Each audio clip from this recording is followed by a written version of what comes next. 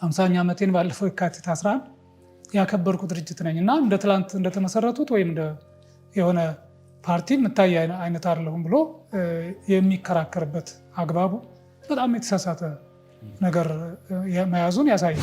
ለጥፋት ለእርስ በርስ መበላላት በር የከፈተ ዜጎች በፊት ከነበራቸው መልካም ግንኙነት በተቃራኒ በብሔራቸው በሃይማኖታቸው በጠላትነት እንዲተያዩ ያደረገ ህገ መንግስትና ያደረገ አሰራር የፌዴራል ስርዓት ነው ስራ ላይ አውለው የነበሩት። እውነት ነው። ጣሊያንን ደጋግመን አሸንፈናል። ግብጾችን ደጋግመን አሸንፈናል። ሱዳኖችም ሞክረው እንደዚሁ እነሱም ተሸንፈው ወጥተዋል፣ አልተሳካላቸውም። ሶማሊያ በአቅሟ 1969 የሞከረችው ሙከራ የመስፋፋት ሂደት በጀግኖች አርበኞቻችን አማካይነት የከሸፈበት ሁኔታ አለ። የቅርቡን እንኳ ብናስታውስ ኤርትራ በአቅሟ አገር ሁና የፈጸመችውን ወረራ በአድመ ላይ ፀሐይ ግባት በሚል መሪ ቃል ኤርትራን ማንነቷን ልኳን ለማሳየት የተደረገው ጥረት የተከፈለው መስዋዕትነት በጣም ያኮራል። ስለዚህ አሁን አንዱ ትልቁ ክፍተት ያለው እኛ ሀገር ላይ ሀሳብን በሀሳብ ሞግቶ ከማሸነፍ በዛ ጀግንነትን ከማረጋገጥ ይልቅ ሀሳብን በጉልበት የመድፈቅ ይሄ የጦረኝነት አባዜ የዴሞክራሲያችን ገና እንጭጭ መሆኑ እሱ ሊያሳስበን ይገባን ብዬ አስባለሁ። ይሄ ያልተገባ ጥቅም በማግኘት የተዛባ ፍትህ እንዲሰፍን ለማድረግ የሚደረግ ጥረት መቆም አለበት። እሱንም መታገል አንድ ጀግንነት ነው። ከዛ በፊት ጠቅላይ ሚኒስትሩ ማንም ሰው ጣልቃ እንዳይገባ በዚህ በሃይማኖት ጉዳይ ብለው መመሪያ ሰጥተው ነበር። ኦኬ፣ ማንም ሰው ጣልቃ መግባት ከሌለበት እሳቸውስ መግባት ነበረባቸው? ማን ነው የፈቀደላቸው? ኤጲስቆጶሶችን ሹመናል። መስፈርት የማያሟሉ ወይም ችግር ያለባቸውም ሊሆኑ የሚችሉ ለዚህ ብቁ ያልሆኑ ሰዎችንም ኤጲስቆጶስ አርገናን የሚል ሪፖርት ነው ንግግራቸው ላይ ሰምተህ። ለዚህ ብቻ ነው ወይ መፈቀድስ ያለበት? አሁን እሱ ግምት ውስጥ ገብቶ ተብለው ነው። የኢትዮጵያ ኦርቶዶክስ ተዋሕዶ ቤተክርስቲያን መለመንስ አለባት ወይ መንግስት? ይሄን መደረጉ ትክክል አይደለም ብላ ማውገዝ በአደባባይ በግልጽ ትግሏን መጀመር የለባትም ወይ? ወይም አጠናክራ ማስኬድ አልነበረባትም ወይ?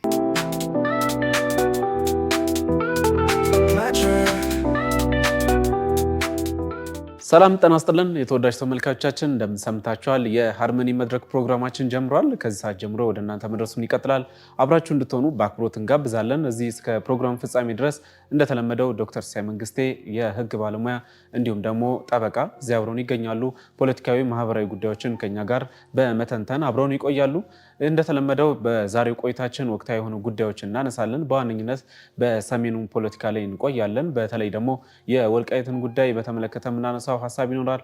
ከህወሓት መንደር ደግሞ እንዲሁም ደግሞ ህወሓት መግለጫ ማውጣቱን ሰምተናል። ይህን በተመለከተ አነጋጋሪ የሆነ መግለጫ ነው ያወጣው። በዚህ ጉዳይ ላይ የምናነሳው ሀሳብ ይኖራል። ሌላኛው እንግዲህ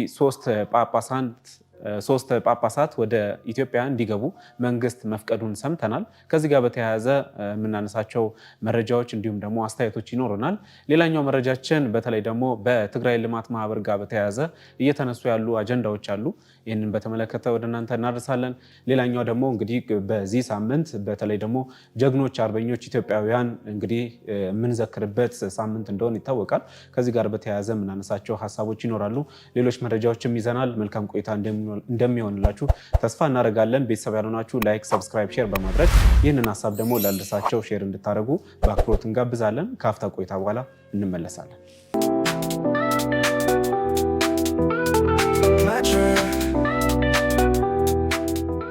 ሰላም ዶክተር፣ እንደምን አሉ? እንዴት አለ አሸብር? እንዴት ሰነበታችሁ? አለን። እንግዲህ እግዚአብሔር ፈቅዶ ድጋሚ ተገናኝተናል።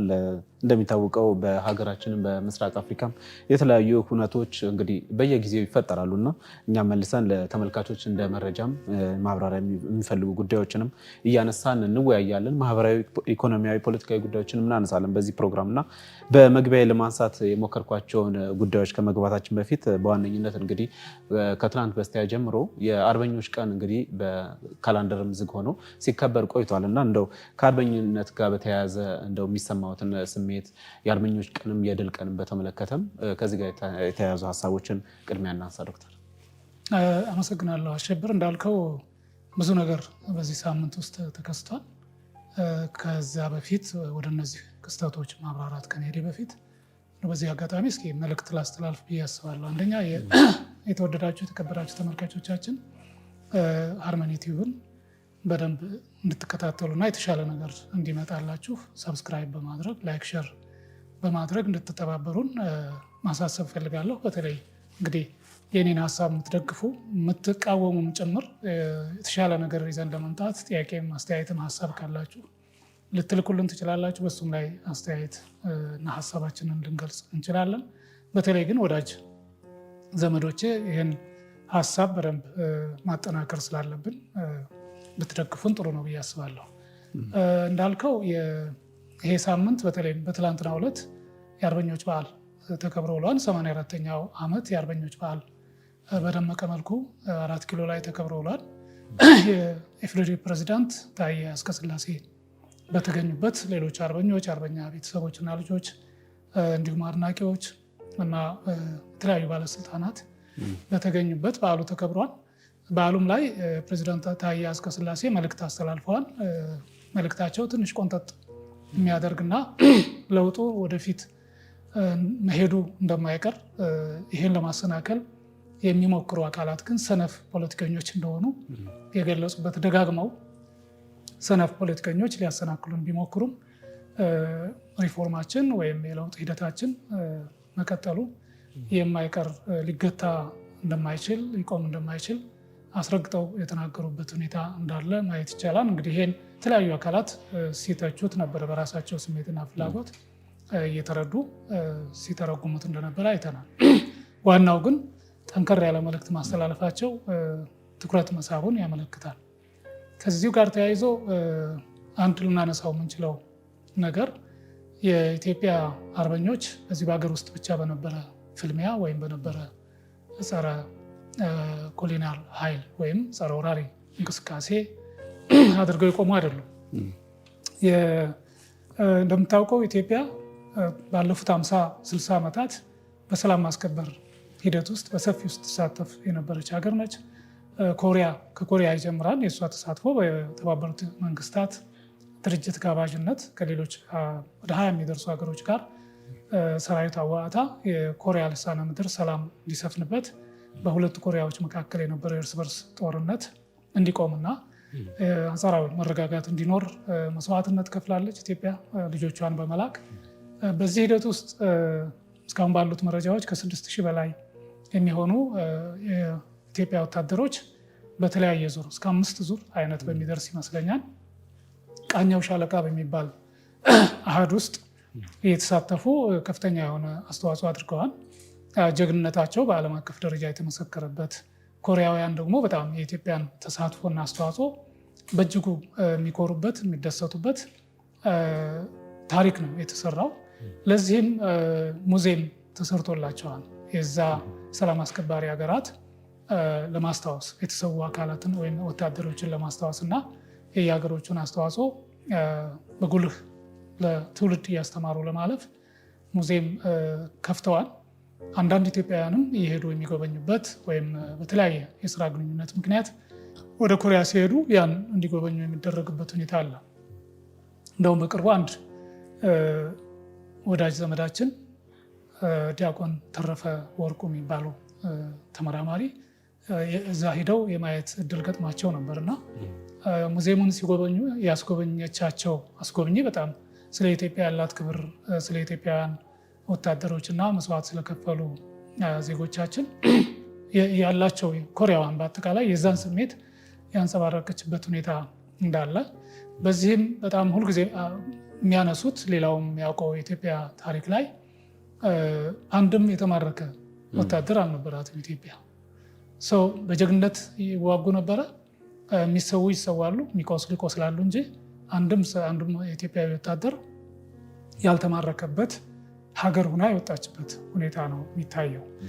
መስዋዕትነት ለከፈሉት ወታደሮችም መታሰቢያ ሐውልት እዛ ያቆሙላቸው፣ በህይወት ያሉ 1-2 አረጋውያን እንደዚሁ እነሱ ሁለቱ እዛ የተሰዉት ወገኖቻቸው ጋር ወይም ባልደረቦቻቸውን እያዩ እየተመለከቱ ፎቶ ተነስተው ያን የሚያሳይ ምልክትም እዛ የተደረገበትና በአጠቃላይ የኢትዮጵያ ሰንደቅ ዓላማ እዛ ጎልቶ የሚውለበለብበት ሁኔታ እንዳለ ደብዳቤ ጽፎልኝ አይቼዋለሁ።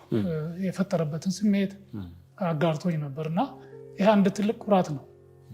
ከዛም በኋላ ያው እንደምታውቀው አፍሪካ ውስጥም ኮንጎ ላይ ዘምተዋል። በንጉሱ ጊዜ ናቸው እነዚህ ሁለቱ እንግዲህ የኮሪያና የኮንጎ ዘማቾች እየተባለ ይነሳል። ኮሪያውያን በደንብ አክብረው እዚህ ኢትዮጵያ ውስጥም አዲስ አበባ ውስጥም የኮሪያ ዘማቾች ማህበር እንዳለ ይታወቃል። ኤምባሲውም በቅርበት የደገፈ እንዳለም ማስታወስ ይቻላል። የኢትዮጵያና የኮሪያ ግንኙነት ከዛ ጊዜ ጀምሮ በጣም እየተጠናከረ የመጣበት አሁን እንደውም በቅርቡ አፍንጮ በር አካባቢ የኢትዮጵያና የኮሪያ ወዳጅነትን የሚመለከት ፓርክ እየተሰራ እንደሆነ ማየት ይቻላል። ይሄ ግንኙነት በደም የተጀመረ ወይም በመስዋዕትነት የጸና ስለሆነ እሱን አጠናክሮ መቀጠል ከኮሪያ ብዙ ነገር ልንማር እንችላለን። ኮሪያውያንም ኢትዮጵያውያንን ሊደግፉ እና ሊያግዙ የሚችሉበት በተራቸው ሁኔታ እንዳለ እነሱም እያረጋገጡ የመጡበት ሁኔታ አለ። እንግዲህ የጣሊያንን አሳፍሮ በመመለስ ረገድ የነበረው የኢትዮጵያ አርበኞች የከፈሉት መስዋዕትነት አለ።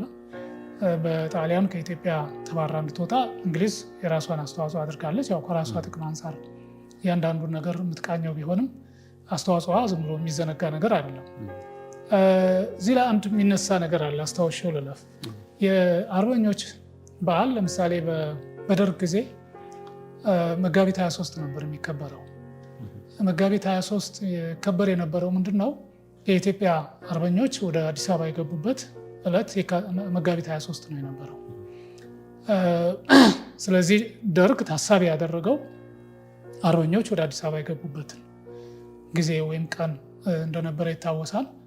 በኋላ ኢህአዴግ ወደ ስልጣን ከመጣ በኋላ ጉዳዩ በደንብ ተጠንቶ ይመስለኛል ጥያቄም ሀሳብም ተነስቶበት ከመጋቢት 23 ወደ ሚያዝያ 27 የተቀየረበት ሁኔታ እንዳለ ማስታወስ ይቻላል። ለምንድን ነው የሆነው የሚል ጥያቄ ለሚያነሱ ወገኖች አንደኛ ሀገሪቱ ነፃ ወጣች ሊባል የሚችለው ንጉሠ ነገሥቱ የሀገሪቱ መዲና ላይ ተገኝቶ የኢትዮጵያን ሰንደቅ ዓላማ ያውለበለቡበት ቀን ነው መሆን ያለበት የሚል ክርክር ነበረ። ያም በንጉሱ ጊዜ በዛ መልክ ይከበር ስለነበረ ሚያዝያ 27 ትክክለኛው ቀን እሱ ነው የሚል መነሻ ስለነበረ ነው እንጂ ወታደር ወይም የተወሰነ አርበኛ በጎን መጥቶ የተወሰነም አስለቅቆ ከተማ ውስጥ ሊገባ ይችላል። ሀገሪቱ ግን ሙሉ በሙሉ ያኔ ነፃ ሆናለች የሚል ጥያቄ ሊያስነሳ ይችላል። ስለዚህ ሀገሪቱን የሚወክለው ንጉሠ ነገሥቱ ነው፣ ወይም በአሁኑ ጊዜ ደግሞ ጠቅላይ ሚኒስትር ወይ ፕሬዚዳንት ብለን እንወስድ እንችላለን። በዛን ጊዜ ግን ንጉሠ ነገሥቱ ስለሆኑ ንጉሠ ነገሥቱ የሀገሪቱ መዲና ላይ ገብተው በፎርማል መልኩ ወይም ይፋዊ በሆነ መልኩ ሰንደቅ ዓላማ እስካውለበለቡ ሀገሪቱ ሙሉ በሙሉ ነፃ መውጣቷን የሚያረጋግጥ አይነት መልእክት ተረጋጋ፣ ያው ወደ መንበራችን ተመልሰናል፣ ስለዚህ ኢትዮጵያ ሕዝብ እንኳን ደስ አለ ብለው መልእክት ማስተላለፍ አለባቸው እና ያኔ እዚህ መጋቢት 23 እሳቸው ጎጃም ውስጥ ነው የነበሩት። ምናልባትም ፍኖተ ሰላም ወይም ደብረ ማርቆስ አካባቢ ነው የነበሩት እና ያን ያህል ጊዜ ለምንድን ነው ከመጋቢት 23 እስከ ሚያዝያ 27 ድረስ የቆዩት የሚል ጥያቄ በአጭር ጉዞ መድረስ ሲችሉ በሳምንታት ወይ በቀናት መጥተው ያን ማወጅ ሲችሉ ለምን እስከ ሚያዝያ 27 ዘገዩ የሚል ጥያቄ ሊነሳ ይችላል። እሱ የሆነበት ምክንያት ምንድነው? አዲስ አበባን ወይም ሀገሪቱን ከሞላ ጎደል ከተሞችን አዲስ አበባን ጨምሮ ጣሊያን የተቆጣጠረው ሚያዝያ 27 ነው። ሚያዝያ 27 1928 ስለነበረ 5ኛ ዓመቱን ታሳቢ አድርገው እሳቸውም ሚያዝያ 27 የአሸናፊነት መልእክት የድል ቀን አድርገው ሊያስቡት ስለፈለጉ እንደሆነ ያን ታሪክ የሚያውቁ ወገኖች ያቀርባሉ እና ከዛ አንጻር ከታየ ምናልባት ትክክለኛው ቀን ሚያዝያ 27 ነው የሚለውን ሊያስረግጥ የሚችልበት እድል አለ። ያም ሆነ ይህ አርበኞቻችን ብዙ መስዋዕትነት ከፍለው በዱር በገደሩ ኢትዮጵያ የማትገዛ መሆኗን የኢትዮጵያ ሕዝብ ለማንም አሜን ብሎ አንገቱን ደፍቶ የማይኖር መሆኑን ድጋሚ ያረጋገጡበት። ከዛ በፊት እንግዲህ አድዋ ድል አለ እንደምታውቀው፣ እዛው በእንጭጮ የተቀጨበት ሁኔታ ነው የነበረው። ነገር ግን ከ40 ዓመት በኋላ ዝግጅት አድርገው የትጥቅ ዝግጅት፣ የስንቅ ዝግጅት፣ አጠቃላይ ስነ ልቦና ዝግጅት አድርገው ኢትዮጵያን በቁጥጥራቸው ስር ለማዋል ያደረጉት ሙከራ ጣሊያኖች ከ5 ዓመት የጦርነት እና በከተሞች አካባቢ ብቻ ተወስነው ሲንቀሳቀሱ የነበረበት ሁኔታ ያበቃበት ዕለት ስለሆነ በእርግጥም በድል ስሜት መከበር አለበት የሚል ሀሳብ ነው ያለው እና ከአርበኞች እና ከአርበኝነት ታሪክ ጋር ተያይዞ መነሳት ያለበት አይ ቲንክ ይሄ ይመስለኛል። መልካም ዶክተር፣ እንግዲህ ለአባት አርበኞቻችን እንግዲህ ረጅም እድሜ እንመኛለን በህይወት ላሉት፣ እንግዲህ ለተሰዉትም እንዲሁ እንግዲህ መልካም እንዲገጥመን፣ እንግዲህ በቀጣይ ደግሞ ሌሎች አርበኝነትን ደግሞ መተካት አለበት፣ ሌላ ትውልዱ ደግሞ እንደዛ መምጣት አለበት እና በስራ በማሳየት በተለያዩ ጉዳዮች ላይ አርበኝነታችን እንግዲህ ብዙ የሚጠበቅበት ጉዳዮች ስላሉ እሱን እንግዲህ ለትውልድ በነገራችን ላይ አርበኝነት እንግዲህ ሁልጊዜ እኛ ጋር ያለው ችግር ምንድነው? ከዚህ በፊት በነበሩት ሂደቶች ከጦርነት ጋር ወይም ከጀግንነትን የምንተረጉመው በጦር ግንባር ተሰልፈን ጠላትን በማሸነፍ ነው። እውነት ነው። ጣሊያንን ደጋግመን አሸንፈናል። ግብጾችን ደጋግመን አሸንፈናል። ሱዳኖችም ሞክረው እንደዚሁ እነሱም ተሸንፈው ወጥተዋል፣ አልተሳካላቸውም። ሶማሊያ በአቅሟ 1969 የሞከረችው ሙከራ የመስፋፋት ሂደት በጀግኖች አርበኞቻችን አማካይነት የከሸፈበት ሁኔታ አለ። የቅርቡን እንኳ ብናስታውስ ኤርትራ በአቅሟ አገር ሁና የፈጸመችውን ወረራ በአድመ ላይ ፀሐይ ግባት በሚል መሪ ቃል ኤርትራን ማንነቷን ልኳን ለማሳየት የተደረገው ጥረት፣ የተከፈለ መስዋዕትነት በጣም የሚያኮራ ነው። ነገር ግን ሁልጊዜ በጦርነት ላይ ብቻ ነው ወይ ጀግንነት መለካት ያለበት የሚል ጥያቄ ማንሳት አለብን። የኛ የጀግንነት መለኪያ ሰፋ ማለት አለበት ከዚህ። ይሄ አንዱ ነገር ነው፣ እውነትም ነው። አሁንም ነገም ከነገ ወዲያም ኢትዮጵያን እወራለሁ፣ ኢትዮጵያን ነካለሁ የሚል ሰው ቢኖር ኢትዮጵያውያን ከጫፍ እስከ ጫፍ ተነሳስተው ልኩን እንደሚያሳዩት ይታወቃል፣ ምንም ጥርጥር የለውም። ነገር ግን ከዛ የሰፋ ከዛ ላቅ ያለ በተለይ አሁን 21ኛው ክፍለ ዘመን ስለሆነ ቴክኖሎጂ በማፍለቅ አርበኛ መሆን ይቻላል። አዳዲስ ሀሳቦች፣ አዳዲስ ቴክኖሎጂዎችን፣ አዳዲስ የአሰራር ስልቶችን በመፍጠር በማሻሻል ለሀገር እድገት አስተዋጽኦ በሚያበረክት መልኩ ለሀገር ስልጣኔ፣ ለህዝብ ኑሮ መለወጥ፣ ህይወት መሻሻል የሚያግዝ ቴክኖሎጂዎችን መፍጠር፣ አምርቶ ስራ ላይ መዋል በራሱ አርበኝነት ነው፣ ጀግንነት ነው። ከዛ ባሻገር የዴሞክራሲ ባህልን በማዳበር የሀሳብ ነፃነትን በማክበር የሀሳቦች ልዩነት በክርክር በፍጨት በውይይት በሰለጠነ መልኩ መስተናገድ አለባቸው ብሎ በጽናት በመያዝ ይሄን ተግባራዊ በማድረግ ረገድ ትልቅ ጀግንነት መፈጸም ይቻላል። በመሪዎቻችንም በሌሎች በተማሪዎችም ጭምር የተለያየ ሀሳብ ያላቸው ወገኖች ተቃዋሚዎችም ይሁኑ ገዢው ፓርቲም ይሁን መንግስት ስልጣን ላይ በየደረጃው ያሉ አካላት ሀሳብን ነፃነት አክብረው ሀሳብን በሀሳብ የማሸነፍ እንደውም ትልቁ ጀግንነት ይሄ ነው፣ ከባዱ ነገር። ስለዚህ አሁን አንዱ ትልቁ ክፍተት ያለው እኛ ሀገር ላይ ሀሳብን በሀሳብ ሞግቶ ከማሸነፍ በዛ ጀግንነትን ከማረጋገጥ ይልቅ ሀሳብን በጉልበት የመድፈቅ ይሄ የጦረኝነት አባዜ የዴሞክራሲያችን ገና እንጭጭ መሆኑ እሱ ሊያሳስበን ይገባን ብዬ አስባለሁ። በአጠቃላይ ግን የልማት አርበኛም መሆን ይጠይቃል። በሁሉም የስራ መስክ የተሰማራን ዜጎች የተሻለ ልማት ወደዚህ ሀገር የሚመጣበት ዜጎች ጠግበው በልተው 3 ጊዜ በቀን ጠግበው በልተው የማህደር ምኞታችን እኮ ከ30 ዓመት በፊት ነው አይደል የተገለጸው በቀድሞው ጠቅላይ ሚኒስትር መለስ ዜናዊ ሲጠየቁ። አሁንም ግን ገና ነው።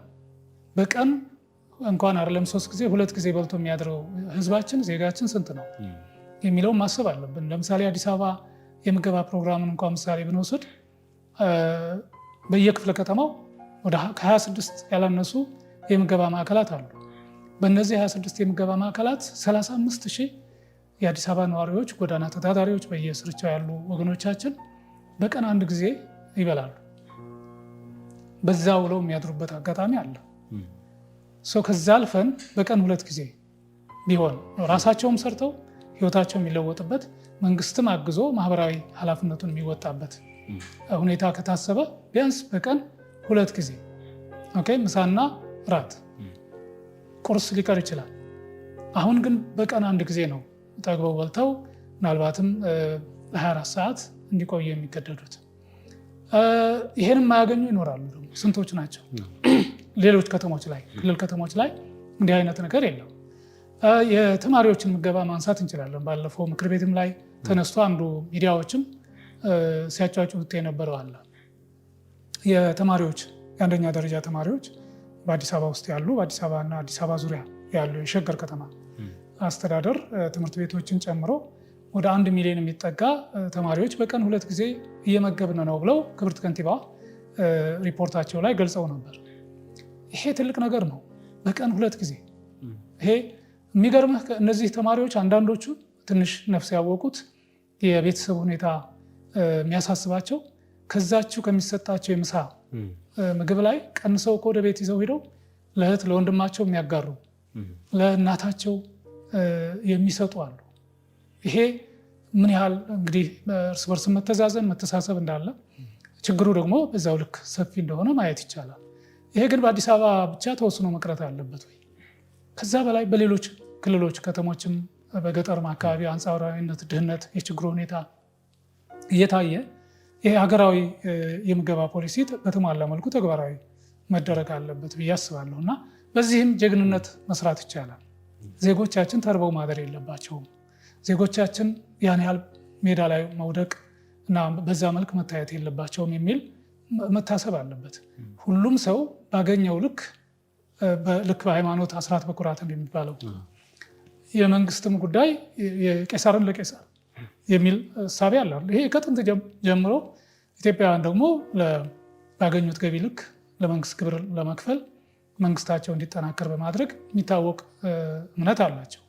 በተግባርም የሚታወቅ ነው። በህግ አምላክ የሚል ባህል ያለን ሰዎች ነን እኮ። በህግ አምላክ ብሎ ተከባብሮ የሚካሄድበት እስከ ልጅ ኢያሱ ጊዜ ድረስ ደግሞ ቁራኛ የሚባል የተጣሉ ሰዎች በሁለቱ እጅ ለእጅ እጃቸው በጨርቅ ሊሆን ይችላል በራሳቸው ልብስ ታስሮ ሂዱ ወደ ዳኛ ወዳለበት ወይም ፍርድ ቤት ወደሚገኝበት ወይ አስተዳደር ገዢው ወዳለበት ሂዱ ተብለው የሚላኩበት ሌላ ሶስተኛ ወገን ማለት ነው። ይሄ አሁንም የህግ ባህላችን የፍትህ የማግኘት የርትህ ጉዳይ ሊታሰብበት ይገባል። እሱም አንድ ጀግንነት የሚፈልግ ነገር ነው። መጨረሻ ላይ ይሄ ያልተገባ ጥቅም በማግኘት የተዛባ ፍትህ እንዲሰፍን ለማድረግ የሚደረግ ጥረት መቆም አለበት። እሱንም መታገል አንድ ጀግንነት ነው። በአጠቃላይ ኮራፕሽን የምንለው ወይም ንቅዘት፣ ጉቦኝነት፣ ሌብነት፣ ስልጣንን አላግባብ መጠቀም፣ አድሎ እና የመሳሰሉት ነገሮች እነሱን በመታገል አንጻራዊ በሆነ መልኩ የፍትህ ያለባት ሀገር ፍትህ የነገሰባት ሀገር እንደ ነቢዩ መሐመድ እኮ ያኔ እስልምናን ለማስፋፋት ጥረት ሲያደርግ ቆሪሾች እሱንም ቤተሰቡንም ሲያሳድዱት የተወሰኑትን የቤተሰቡ አካላት እኮ ወደ ኢትዮጵያ ሂዱ ነው ያለው። ያኔ አቢሲኒያ የሚል ስያሜ ነበራት። ወደ አቢሲኒያ ሂዱ፣ ምክንያቱም እዛ ፍትህ ያለበት ሀገር ነው። ለፍትህ ትልቅ ዋጋ የሚሰጥ ንጉሰ ነገስት ያለባት ሀገር ነች። እናንተንም ይቀበላችኋል። በሃይማኖት ልዩነት ችግር የማይፈጥር መንግስት ያለባት ሀገር ነች እና ሂዱ ብሎ የላከበትና መእተውም በእርግጥም ተስተናግደው መጨረሻ ላይ ነገሩ ሲስተካከል ወደ ሀገራቸው የተመለሱበት እስልምናንም በዛው አጋጣሚ ወደ ኢትዮጵያ ያስፋፉበት ወይም እስልምና እንዲቀር ከዛ ጊዜ ጀምሮ ይኸው እየተስፋፋ አሁን ቀላል ቁጥር አለም ያለው ኢትዮጵያ ውስጥ። ይሄን ያክል ልምድ ባህል አለን፣ ቁርጠኝነት አለን እና እሱን አጠናክረን አስፋፍተን በዚህኛውም አርበኝነትን ህግን በማክበር ህግን በማስከበር ህግ ችግር ካለበት በሰለጠነ መልኩ በውይይት እንዲቀየር በማድረግ ያሰራር እና ሌሎችም ስርዓቶች ችግር ያለባቸው ይሆናሉ አሉ። በእርግጠኝነት እንኳን ኢትዮጵያ ውስጥ ሌሎች ያደጉ የሰለጠኑ የሚባል ሀገሮችም ብዙ የህግ ክፍተቶች ይኖራሉ፣ ብዙ የአሰራር እና የአስተዳደር ችግሮች ይኖራሉ። ግን በሰለጠነ መልኩ በውይይት በሀሳብ በክርክር ብሎም ምርጫን በአግባቡ በመጠቀም የማትፈልገውን ወገን በድምፅ በመቅጣት ወደ ሰለጠነው የስልጣን ሽግግርና በዚያ መልክ የሚታይ ጀግንነት ብንፈጽም በዚህ አጋጣሚ እንደው ይህን መልእክት ማስተላለፍ ፈልጋለሁ። መልካም ዶክተር እናመሰግናለን። ወደ ሌላኛው ጉዳይ ምናልባት መግቢያ ላይም ያላነሳሁት አጀንዳ በዚህ ሳምንት ትንሽ አነጋጋሪ የነበረው በተለይ ደግሞ የሃይማኖት አባቶች 3 ጳጳሶች ወደ መንግስት እንግዲህ ወደ ባሻ ሆኜ እንግዲህ ያለውን ነገር በተለይ ደግሞ ሲኖዶስ ያቀረበለትን ጥያቄ በመቀበል ወደ ሀገር ውስጥ ጉባኤው ላይ እንዲሳተፉ በተለይ ደግሞ የሲኖዶሱ ጉባኤ እንዳለ ይታወቃልና ለዛ እንዲሳተፉ ፈቃደኝነቱን በተለይ በመግለጫ መልክ ነው ያወጣውና ይህን ነገር እንዴት ያገኙት? በቀጣይ ምናልባት የሃይማኖት ተቋማት ትልልቅ ተቋማቶች ለሀገር ያላቸውን ሚና ከፍተኛ እንደሆነ ይታወቃልና ከዛ አንጻር እንደው እንዴት ተመለከቱት ዶክተር? እውነት ነው። የመንግስት ኮሚኒኬሽን አገልግሎት መግለጫ ሰጥቷል፣ ወይም በማህበራዊ ድረገጾች ላይ ሲዘዋወር አይቼዋለሁ። የተለያዩ አካላትም የተለያዩ አስተያየት ሰጥተውበታል። ለምን አሁን ይሄ ተፈቀደ? መፈቀዱ ብቻ አይደለም፣ ከተፈቀደ ተፈቅዷል። ለእነሱ አሳውቆ ዝም ማለት አይቻልም ነበር ወይ? ለምንድነው ለሚዲያ ለማብቃት የተፈለገው የሚል ሁሉ ጥያቄ ያስነሳበት ሁኔታ አለ። እኔ ከመጀመሪያውኑ ለምን ተከለከሉ የሚል ጥያቄ ነው የማነሳው። መከልከል አልነበረባቸው።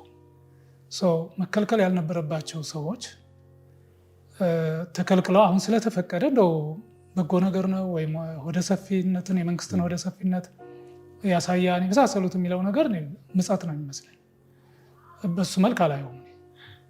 መንግስት አንዳንዴ ተሸናፊ የሚሆንባቸው አጋጣሚዎችም ነው የታዘብኩት። አንደኛ ኢቨን አንደኛውን አባት እኮ እዚሁ ቦሌ ኤርፖርት ከመጡ በኋላ ነው አይደል የመለሳቸው። አሁን የተገቢ ነው ወይ?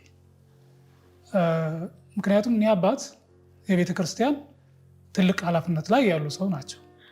የሲኖዶሱ የኢትዮጵያ ኦርቶዶክስ ተዋሕዶ ቤተክርስቲያን ቅዱስ ሲኖዶስ ዋና ጸሐፊ ናቸው። ይህን ኃላፊነታቸውን እንዲወጡ ነው የመጡት እንጂ የቋሚ የስራ እንትናቸው እኮ እዛው ነው። አሜሪካን ሀገር ኒውዮርክና አካባቢው ሊቀ ጳጳስ ናቸው። እዛ ቁጭ ብለው ስራቸውን መስራት ይችላሉ። ማደናቀፍ ወይም መከልከል የቻለው እዚህ መጥተው በዋና ጸሐፊነት ያላቸውን ኃላፊነት በአግባቡ እንዳይወጡ ማድረግ ነው። ይሄ ለምን ሆነ የተባለ እንደሆነ ያኔ ታስታውስ ከሆነ የኦሮሚያ ቤተ ክህነት ለመመስረት ወይም የኦሮሚያ ሲኖዶስ ለማቋቋም ይንቀሳቀሱ የነበሩ ሊቀ ጳጳሳትና አንዳንድ ካህናትም ጭምር የተወገዙበት ልክ እንዳልሆነ በጠንከር ያለ ውሳኔ ተላልፎ እነሱም ልክ እንዲገቡ የተደረገበት መንግስትም ጭምር በቀጥታም ሆነ በተዘዋዋሪ በተወሰነ ጣልቃ ለመግባት ሞክሮ የከሸፈበት መላው ኦርቶዶክሳውያን ተቃውሟቸውን በግልጽ አንስተው በኋላ እንዳውም ሰልፍ ሁሉ ለማድረግ ከወሰኑ ቀነቀጠሮ ከተያዘ በኋላ ቀኑ ሲቃረብ ክቡር ጠቅላይ ሚኒስትሩ እነዚህን ያፈነገጡ ጳጳሳትን ይዘው ወደ ጠቅላይ ቤተ ክህነት በመሄድ ከፓትሪያርኩ ጋር ያገናኙበት የጠፉ በጎችን ይዤ መጥቻለሁና ይቅርታ በሏቸው ሰላም ይወረድ ያሉበት ሁኔታ ነበር። እስከዚህ ድረስ መሄድ ነበረበት ወይ? እኔ በጊዜውም ትክክል ነው ብዬ አላመንኩም። የጠቅላይ ሚኒስትሩን ያን ያክል መሄድ ከዛ በፊት ጠቅላይ ሚኒስትሩ ማንም ሰው ጣልቃ እንዳይገባ በዚህ በሃይማኖት ጉዳይ ብለው መመሪያ ሰጥተው ነበር። ኦኬ፣ ማንም ሰው ጣልቃ መግባት ከሌለበት እሳቸውስ መግባት ነበረባቸው? ማን ነው የፈቀደላቸው የሚል ጥያቄም ትችትም ነበር በጊዜው። መጀመሪያውኑስ እንዲባባስ የመንግስት እጅ አልነበረበትም ወይ የሚል ጥያቄም ያስነሳ ነበር። ዞሮ ዞሮ ያን ሂደት አቡነ ጳውሎስና ማነው አቡነ ጴጥሮስና አቡነ አብርሃም ጠንከር ብለው ይጋፈጡ ነበረ፣ ይተቹ ነበረ፣ ሀሳብ ይሰጡ ነበረ። መጨረሻም ላይ ስምምነት ከተፈጠረ በኋላ ታስታውስ ከሆነ የተወሰኑ ጳጳሳት ወደ 9 የሚሆኑ ኤጲስቆጶሶች ተሾመው ነበር። ከተሾሙት የተወሰነ ሰዎችም ከዛ አፈንግጠው ከሾሟቸው ሰዎችም ውስጥ የተካተቱበት ሁኔታ አለ። ሌሎችም የመጡበት ሁኔታ አለ እና ከሌሎቹ እንዳውም አሁን ደግሞ አወዛጋቢ ሆነው የመጡት አቡነ ገብርኤልም አሉበት በዚያን ጊዜ ሲሾሙ። ዞሮ ዞሮ የዚህ ሀሳብ ተጋሪ እንደነበሩ አሁን ድርጊታቸው እየታየ መሆኑን ማየት ይቻላል።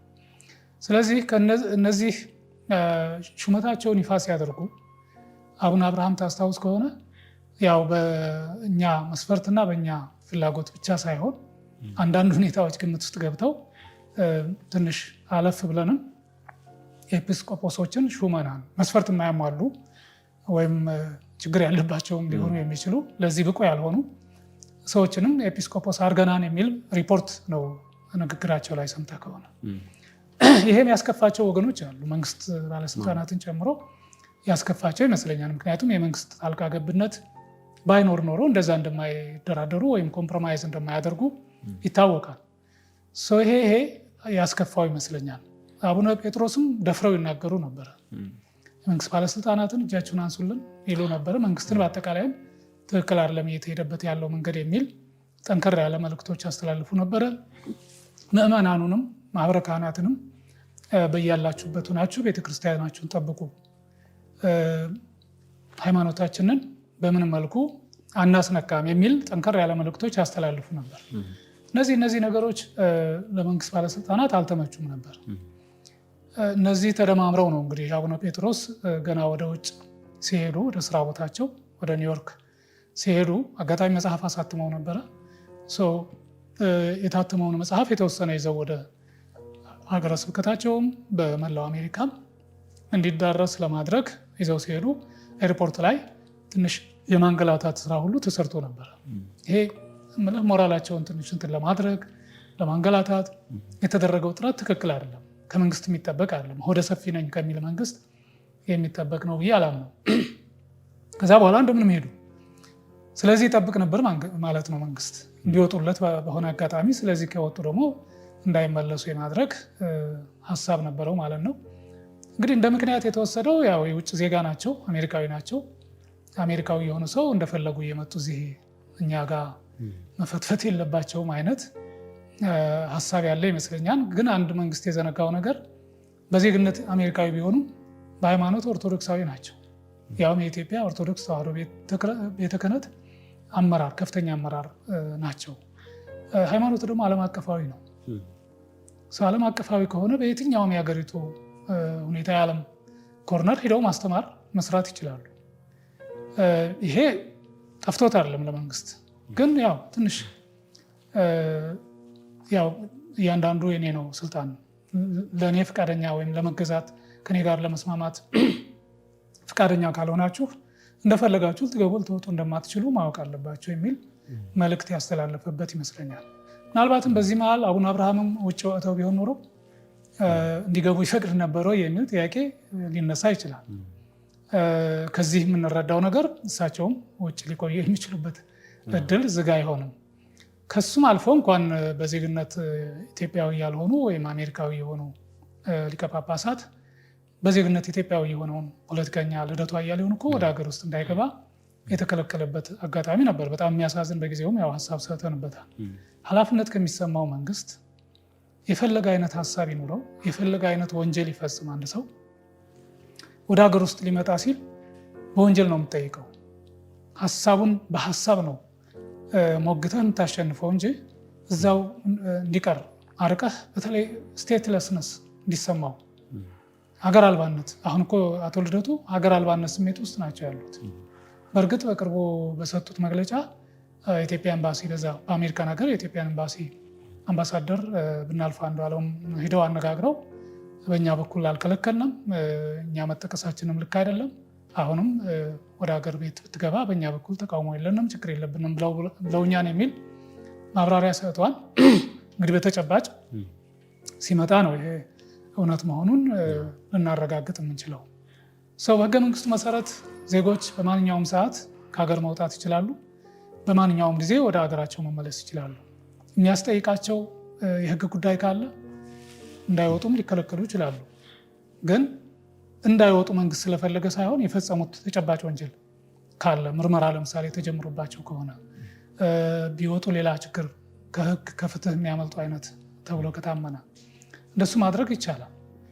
ከውጭ የሚመጡ ከሆነ ደግሞ የፈጸሙት ወንጀል ካለ ሊያስጠይቃቸው የሚችል ኤርፖርት ላይ ተቀብለው እንኳን ደህና መጣህ ብሎ ወደ ፖሊስ ጣቢያ ብሎም ወደ ፍርድ ቤት ይዞ መቅረብ የሚቻልበት እድሉ አለ። ይሄ ሁሉ ስልጣን እያለው በእጁ ግን እንዳይወጡ እንዳይገቡ በመከልከል ምን ሊያገኝ እንደሚችል አይገባኝም አንዳንድ ጊዜ። እና ይሄ ነገር በደንብ ይታሰብበት። የመንግስት ባለስልጣናትም አንዳንዴ ከስሜታዊ ውሳኔና እይታ ቢርቁ፣ በሰከነ በበሰለ መልኩ ነገሮችን ቢያዩ፣ ጥቅምና ጉዳቱን መመዘን ቢችሉ ጥሩ ነው ብዬ ነው የማስበው። እና የእነዚህ ሰዎች መፈቀድ ወደ ሀገር ውስጥ መግባት የሚፈልጉ መምጣት የሚፈልጉ ከሆነ እንዲገቡ እንዲወጡ እድሉን ማግኘታቸው ጥሩ ሊሆን ይችላል። ምናልባትም ላይመጡም ይችላሉ። አንዳንዴ ለመገባባትም ካለ እሱ ሲፈልግ የሚዘጋብን ሲፈልግ ደግሞ የሚከፍትልን አይነት ከሆነ ምን ልንሰራ እንሄዳለን ብሎ የሚቀር ሊቀ ጳጳስ ሊኖሩ ይችላሉ። ሁሉም ይመጣሉ ማለት ላይሆን ይችላል። ሁሉም ይቀራሉ ማለት ላይሆን ይችላል። በእርግጠኝነት ተስፋ እንደማደርገው የቅዱስ ሲኖዶስ ስብሰባ ያው ግንቦት ወር መጀመሪያ አካባቢ ስለሚካሄድ እዛ ለመሳተፍ ሊመጡ ይችላሉ። ለዚህ ብቻ ነው ወይ መፈቀድስ ያለበት? አሁን እሱ ግምት ውስጥ ገብቶ ተብሎ ነው። የኢትዮጵያ ኦርቶዶክስ ተዋሕዶ ቤተክርስቲያንስ መለመንስ አለባት ወይ መንግስት? ይሄን መደረጉ ትክክል አይደለም ብላ ማውገዝ በአደባባይ በግልጽ ትግሏን መጀመር የለባትም ወይ? ወይም አጠናክራ ማስኬድ አልነበረባትም ወይ?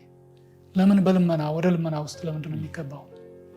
ይሄ አንዱ መለመድ የለበትም። ነገም ካቶሊካዊት የሆነ ቤተክርስቲያን ላይ ጠንከር ያለ መንግስትን የሚቃወም ሀሳብ የሚያራምድ ሊቀ ጳጳስ ወይ ካርዲናል ሲኖር እንዳይገባ እንዳይወጣ የሚከለከል ከሆነ ፕሮቴስታንትም ላይ የሆነ ፓስተር ወደ ውጭ ወጥቶ በዛው እንዳትገባ አትገባም የሚባል አይነት ከሆነ የሃይማኖቶችን ዓለም አቀፋዊነት እንደውም ኢትዮጵያ በዚህ ረገድ እንኳን አይደለም የራሷን ዜጎች በትውልድም ኢትዮጵያዊ የሆኑ የውጭዎችን ሁሉ ስታስተናግድ የኖረች ነች አይደል? ሚሽነሪዎች እኮ ኢትዮጵያ ውስጥ በተለይ በምዕራብ ኢትዮጵያ፣ በደቡብ ኢትዮጵያ፣ በምስራቅ ኢትዮጵያ ተስፋፍተው ሲያስተምሩ ሃይማኖት ሲያስቀይሩ የነበሩበት ሁኔታ እኮ ነው። በነፃነት ያውም እንግዲህ በነገስታቱ ዘመን ያውም ክርስቲያን ጠንካራ ክርስቲያን የሆኑ ነገስታት በሚመሯት ሀገር ውስጥ እስልምና ተስፋፍቷል። ከውጭ በመጡ ሙስሊሞች አማካይነት ማለት ነው። ክርስትና ተስፋፍቷል ከውጭ በመጡ በተለይ በሰፊው የሚታወቀው የሶሪያ እና የሌሎች ዜጎች 9 ቅዱሳን ተብለው ገብተው ክርስትናን በከፍተኛ ሁኔታ ያስፋፉበት የግብፅ ሊቃነ ጳጳሳት ለረዥም ጊዜ ለ600 ዓመት ወይም እንደዚህ የሚባልበት ወደ 111 ሊቃነ ጳጳሳት እኮ የግብፅ ተወላጅ የሆኑ የግብፅ ዜጎች የሆኑ ሊቃነ ጳጳሳት ወይ ፓትሪያርኮች ኢትዮጵያን የመሩበት ጊዜ ሩቅ አይደለም። ይሄ ልምድ ይሄ ባህል ያለን ሰዎች ነን። ሌሎችም እንደዛው በሌሎችም ሃይማኖቶች ዙሪያና እኔ ሃይማኖቶችን የሚያዳክም ሃይማኖቶችን ጥያቄ ውስጥ የሚያስገባ እርምጃ መንግስት ባይወስድ የመንግስት እና የሃይማኖት ግንኙነት በህገ መንግስቱ በተቀመጠው መሰረት መሆን አለበት ብዬ አስባለሁ። እና መፈቀዱ አንድ ነገር ነው፣ ግን የመንግስትን ወደ ሰፊነትና የመንግስትን ቅንነት የሚያሳይ ነው ብዬ አላምንም። መልካም ዶክተር፣ እንግዲህ በመጪው ግንቦት ወር ላይ እንግዲህ ከሲኖዶሱ ጋር በተያያዙ እንግዲህ ቀረብ ሲል የሚነሱ ሌሎች ሀሳቦች አጀንዳዎች ደግሞ ካሉ ተመልክተን ለተመልካቾች እናደርሳለን። ወደ ዛሬ ወደ መጨረሻ ወደ ያዝነው ጉዳይ ያው ብዙ ጊዜ እንደውም የትግራይም ጉዳይ እያስቀደም እናነሳ ነበር። እስቲ ከሰሞኑን የወልቃይት ጉዳይ፣ የህወሓት ጉዳይ እንዲሁም ደግሞ እነዚህ አጎራባች ቦታዎች ላይ የሚመጡ አጀንዳዎች መበረካታቸው ወይም ደግሞ አጀንዳ መነሳታቸው አይቀርም እና ከዚህ ጉዳይ ጋር በተያያዘ እንግዲህ በወልቃይት ላይ እነ ኮሎኔል ደመቀ ስልጠና ሲሰጡ እንዲሁም ደግሞ የአማራ ማህበረሰብ ወይም ደግሞ የአማራ ህዝብ ለወልቃይት ለአሁን ነፃነት የከፈለውንም ዋጋ ሲያነሱ ነበር እና እንዲሁም ሌላኛው ምናልባት ከህወሓት ጋር በተያያዘ ሳልሳይ ወያኔ እንግዲህ መግለጫ አውጥተዋል። ህወሓትም በዚሁ ጉዳይ ላይ ምላሽ ሰጥተዋል እና እነዚህን ጉዳዮች እንመልከትና ሌሎች ሀሳቦች ደግሞ ካሉ እንጨምራለን። ዶክተር እውነት ነው አሸብር፣ እንግዲህ ትነግ ነገር በጣም የሚያስገርም ነው። ሁልጊዜ ስታየው ከድጡ ወደ ማጡ አይነት ነው። አንዱ ችግር በተወሰነ ሊቃለል ሲል ሌላ ችግር ይፈጥራል። ውጥረት በመፍጠር መኖር የሚፈልግ ድርጅት እንደሆነ ማየት ትችላለህ። አንዱ እንዳውም መግለጫው ላይ አንታገስም ከዚህ በኋላ የሚል አይነት መልእክት አስተላልፏል። ማንን ነው የማይታገሰው? ምንስ ሊያደርግ ነው? ባይታገስ ትዕግስቱ ቢያልቅ ከብሔራዊ ምርጫ ቦርድን እጁን ጠምዞ አስገድዶ ምዝገባ እንዲሰጠው ሊያደርግ ነው ወይ? በፌዴራል መንግስቱ ላይ ጦርነት ሊከፍት ነው ሌላ ዙር? በእርግጥም ሰራዊቱን ተማምኖ ነው እንዲህ እያለ ያለው ወይም እንጂ አንድ የፖለቲካ ድርጅት መቼም በአባላቱና በደጋፊዎቹ ብዛት እና አደረጃጀት ምክንያት ማንም ሊያስፈራራ አይችልም፣ በተለይ መንግስት ተቋማት። ሁለተኛው ትልቅ ችግር አሁን አልታገስም ሲል ህግን ማክበር የለብኝም ለእኔ ህግ አይሰራም እያለ ነው። የአምሳም አንዱ እንደ ምክንያት አድርጎ ያነሳው እንደውም ምዝገባው ያለምንም ቅድመ ሁኔታ ሊሰጠኝ ይገባ ነው የሚለው አንደኛ ብዙ ደጋፊ ስላለኝ እና ይህን ሁሉ ደጋፊ ይዤ ለምንድን ነው ማልመዘገበው የሚል ወይም በቀደመ ደረጃዬ እና ሁኔታዬ ማልመዘገበው የሚል ሀሳብ ነው የሚያነሳው። ብዙ ደጋፊ ስላለህ፣ ብዙ አባል ስላለህ ህጉን እስካላከበርክ ድረስ በህጉ መሰረት እስካልሄድክ ድረስ ከማንኛውም ልትለይ አትችልም።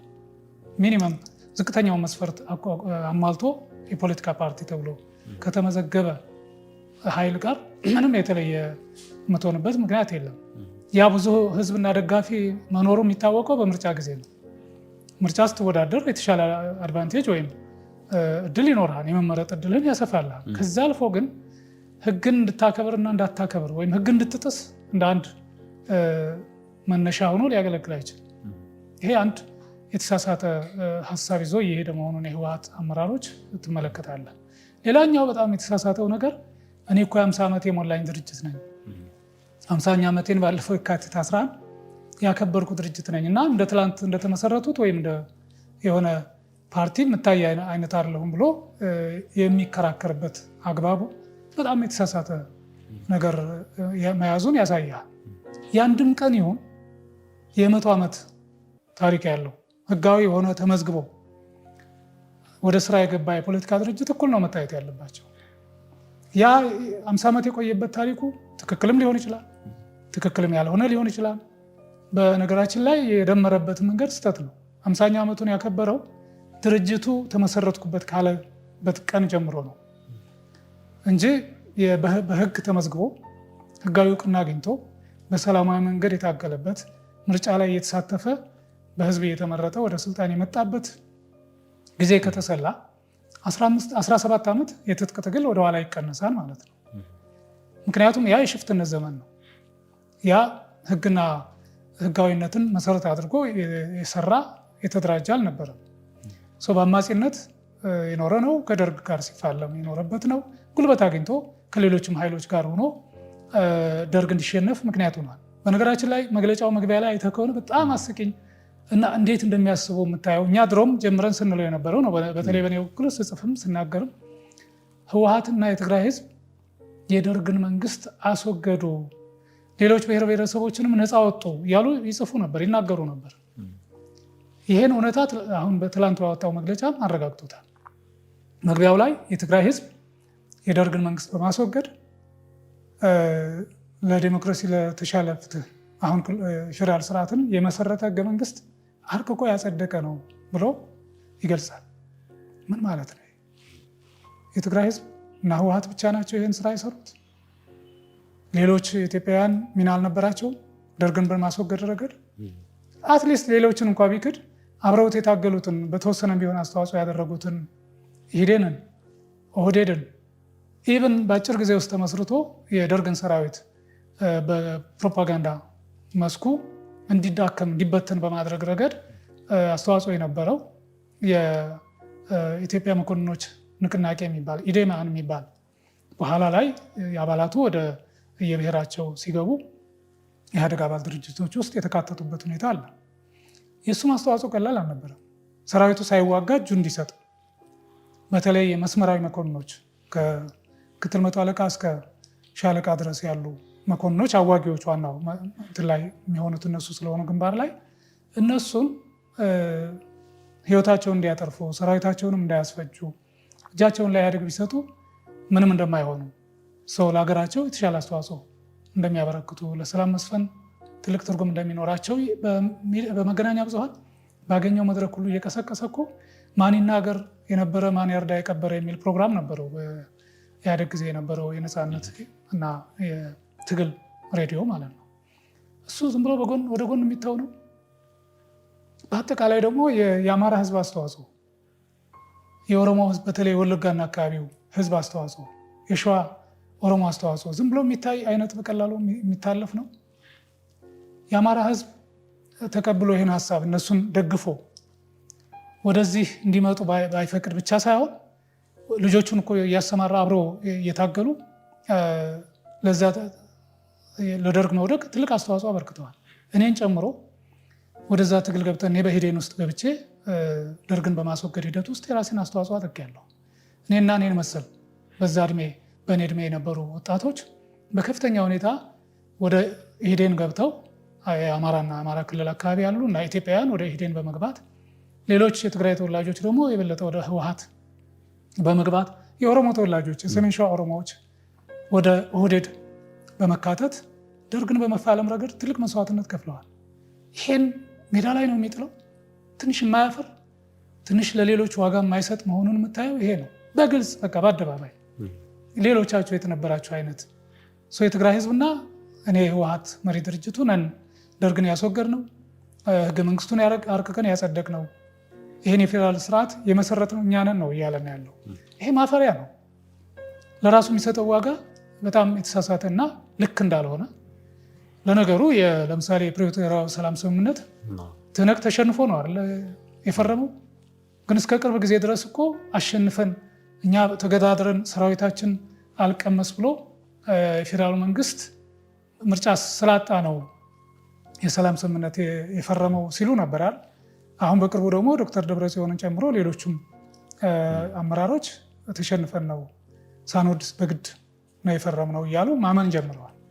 ሰው ሁልጊዜ የውሸት የሐሰት ትርክት ይዘው የሚመጡ መሆኑን ትመለከታለህ። የሌላውን አስተዋጽኦ በጣም አንደርማይን የማድረግ ግን የውሸት ለራሳቸው የሚሰጡት የተሳሳተ ግምት ከዛ አንጻር ማየት የሚቻልበት ሁኔታ አለ።